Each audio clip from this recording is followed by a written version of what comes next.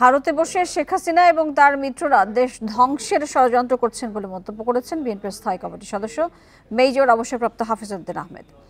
রোববার রাজধানীতে এক ইফতার অনুষ্ঠানে তিনি এই মন্তব্য করেন। এই বছরের শেষ দিকে নির্বাচন করার প্রধান উপদেষ্টার আশ্বাসের কথা স্মরণ করিয়ে তিনি বলেন, বিএনপি একটি সুষ্ঠু, নিরপেক্ষ এবং সফল নির্বাচনের অপেক্ষা করছে।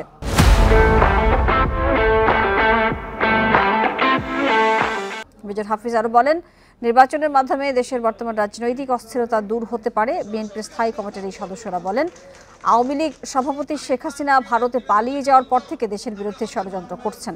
প্রতিবেশী দেশটি বাংলাদেশের শান্তি চায় না বলেও মন্তব্য করেন হাফিজউদ্দিন আহমেদ।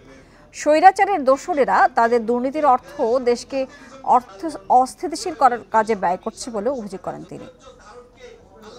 ভারতে বসে বসে তিনি বাংলাদেশকে কিভাবে ধ্বংস করা যায় সেই পরিকল্পনা চালিয়ে যাচ্ছেন।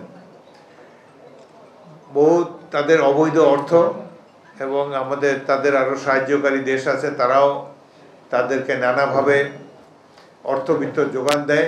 এটি দিয়ে বাংলাদেশকে ধ্বংস করার জন্য শেখ হাসিনা এখন উঠে পড়ে লেগেছে।